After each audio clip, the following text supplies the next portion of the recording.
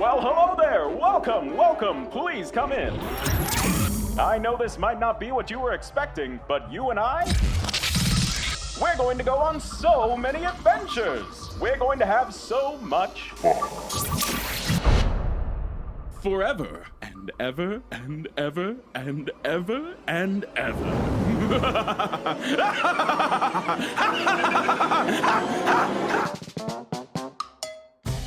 Hello, Internet! Welcome to Film Theory, the show that's here to show you the most jaw-dropping, heart-stopping, mind-bending theories you can imagine. In case you missed our last theory on the Amazing Digital Circus, the long and short of it is that we believe that the circus here isn't exactly what it appears to be. Instead of some futuristic, fully immersive experience, we believe that it's actually a VR video game from the 1990s, one that copies the brains of anyone who puts on the headset. It then turns that copy into a digital character to go on adventures throughout the circus. So the people trapped in this world looking for an exit, they're not actually people, just digital copies of their consciousnesses, their personalities. That's why we repeatedly see workstations of VR headsets in the first episode, but with no one actually wearing the headsets. And our theories didn't stop there. We continued by saying that Pomni is either the creator of the game or an employee at the development studio making the game, as evidenced by our mental breakdown when seeing those work desks. And while this is the direction that I still believe the series is headed for, How about we talk about something else? you see, there's still a ton to dig into here with the digital circus. Well, sure, those initial theories are the ones that I think are the most likely and the most intentional. It's once you stretch a bit further out that some of the truly fun, wacky ideas really start to develop. Are they right? Yeah, probably not. Are they interesting and fun? Absolutely. And therein lies the beauty of theory crafting. For example, last time I briefly tossed out a bit of wild speculation that the digital circus may have itself some biblical connections. In this brief scene exploring the backrooms of the company who seemingly created the circus, we see the initials C and A painted onto the wall. C made me immediately connect things back to our lovable AI ringleader Caine, a guy who's probably the most in control of this entire situation. And if you tend to see the name Caine partnered with the initial A in any sort of pop cultural reference, the first immediate jump is going to be to the biblical story of Cain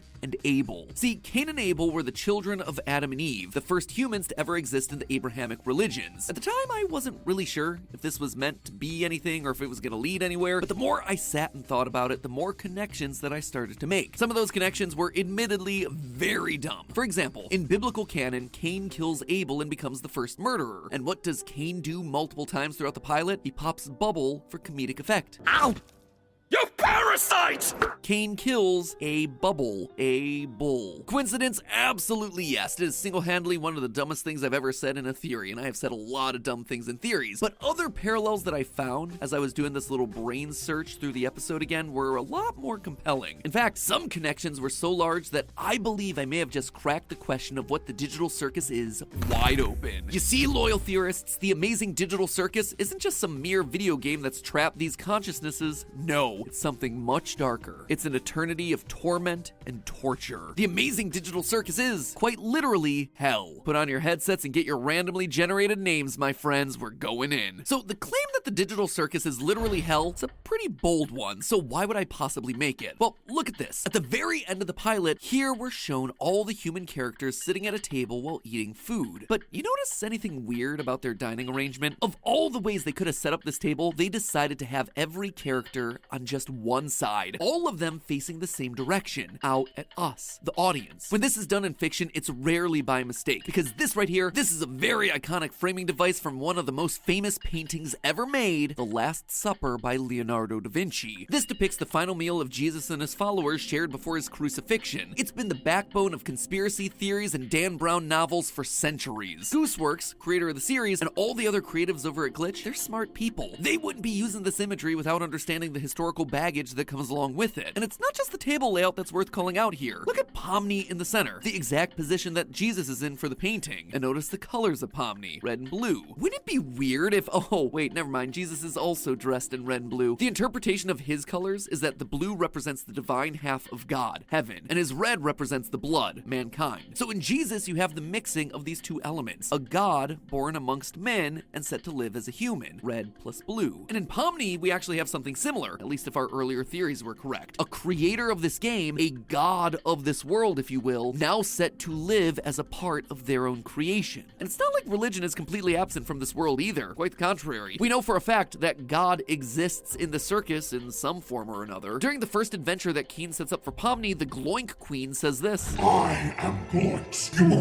You will be Gloinks. God will be Gloinks. What an oddly specific thing to say. Speaking of making oddly specific references that we can build off of, let's talk about abstraction. According to the show, when you obsess over being trapped in the circus and drive yourself crazy looking for a way out, eventually you get to asking what the point of anything is, and you completely lose sight of who you are and why you're even alive, and when you reach your breaking point, something really terrible can happen. This is known as abstraction, and we see the results of it when we meet Kaufmo the Clown, or at least what's left of him. Oh, Kaufmo's been abstracted. Last time, I wasn't really sure if we had enough to really make a judgment over what was happening here, but I did find some more information when digging through the creator Gooseworks' Tumblr. According to her, abstracting isn't just going crazy and becoming a big scary monster. It's definitely part of it for sure, but there is a deeper meaning. According to Gooseworks, when you abstract, you lose everything about yourself. You're stripped of every single scrap of individuality that you become something unrecognizable. All abstracted people look the same, this glitchy four-legged monster covered in eyeballs. And perhaps most importantly, abstraction cannot be undone. Now, looking back over the series with this new lens of religious imagery, the abstracted start resembling something else, something beyond just monsters. They almost look like angels. Well, not really angels, more biblically accurate angels, which, ironically enough, doesn't really come from the Bible.